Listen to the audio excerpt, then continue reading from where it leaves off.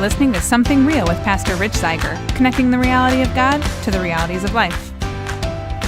Since this podcast focuses on the reality of God and the realities of life, today we're diving a bit more into the life portion by discussing Romans 1.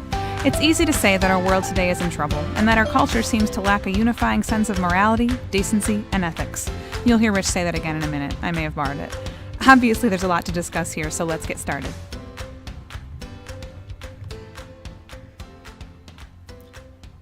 We live in a pretty confusing world. It often seems as if reality has been turned on its ear, and what we once considered common sense isn't very common. The social norms and mores of the past are not merely being questioned, they're being actively attacked by people and institutions once charged with their protection and maintenance. Even in the American melting pot, where diversity is protected and valued, there's always been a foundation of shared values. Our current culture seems to lack that common core. Men and women no longer hold a unifying sense of morality, decency, or ethics. Postmodernism has undermined even our very understanding of truth and reality so severely that there's no longer even a general acceptance that objective truth and reality actually exist. In such a world, our conception of authority becomes as fluid as our sense of right and wrong, and the observable result is a sort of cultural anarchy. Now, none of this is a surprise to God. It's not really even all that new. Paul addressed the sort of thinking that we battle today in several of his New Testament letters, but Romans 1 may best explain what is going on.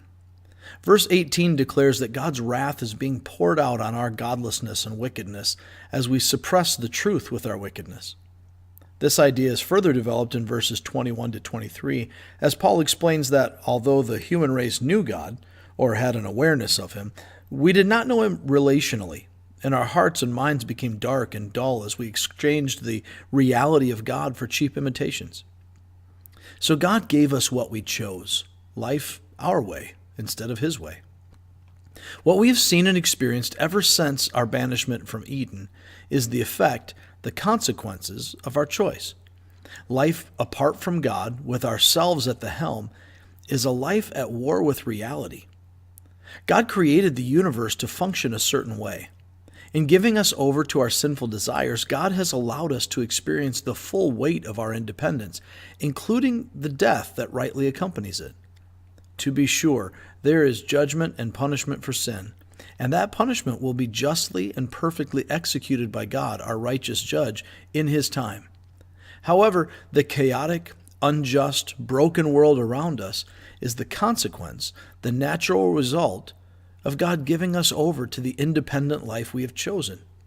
Every time we lament the existence of disease, human trafficking, racial injustice, school shootings, and the seemingly endless list of social ills and horrors that accompany life in this world, we would do well to remember that this is what we have chosen. The human race has been given over to its sinful desires, and all choices have inevitable consequences. Verses 26 to 28 comprise what I would consider one of the most neglected and also abused passages of Scripture in contemporary society.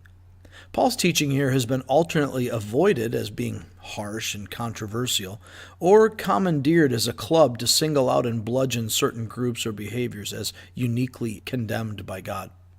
Neither one of these extremes is true to what God, through Paul, is telling us in the passage. Paul says, because of this, God gave them over to shameful lusts. Even their women exchanged natural sexual relations for unnatural ones. In the same way, the men also abandoned natural relations with women and were inflamed with lust for one another. Men committed shameful acts with other men and received in themselves the due penalty for their error. Furthermore, just as they did not think it worthwhile to retain the knowledge of God, so God gave them over to a depraved mind, so that they do what ought not to be done. Clearly, Paul does address homosexual activity in this passage, but that's a corollary, not the focus. Paul's focus is on the disease. The individual shameful lusts and things that ought not to be done are the symptoms. The disease is sin, life lived independently of God's authority. These symptoms include homosexual acts, but they're not limited to just that. These shameful, sinful things include such wickedness as envy, murder, strife, gossip, disobedience toward parents, hatred toward God, mercilessness, and more. The distinction is not that homosexuality is more sinful than other sins, but rather that it demonstrates that the disease of sin is not satisfied with natural human desires. In this light, natural lusts might be seen as desires that God built into humanity to be good in a particular context, which become sinful outside of that specific context. By contrast, unnatural lusts might be rightly understood as desires which are a distortion or a mutation of those natural desires and have no holy context in God's creation. Put another way, natural desires would have been part of the created order before sin entered the world. Unnatural desires would have no place in the created order prior to the introduction of sin. Sin is a progressive disease, and it manifests in a variety of symptoms. Paul's point in referencing unnatural versus natural sins does not appear in any way to be calling one thing less sinful than the other, but he does seem to be saying that the prevalence of unnatural lusts, the increased pervasiveness of all sorts of sinful behavior, and the general approval of such activities all indicate that the disease has greatly progressed in a society and is presenting elevated symptoms. Taken together, Paul's thoughts here in Romans and throughout his letters, along with the greater narrative of the Scriptures, seem to indicate that God's wrath is being poured out on humanity's wickedness, not just in a distant eternal judgment, but in the consequences of life lived our own way. Even now, the life lived independently of God's authority is its own punishment. Thank you for listening, and I hope this has given you something to think about. Thanks for listening. You can check out our shows on Tuesdays, Thursdays, and Sundays, and on pretty much any podcast platform you'd like, including YouTube.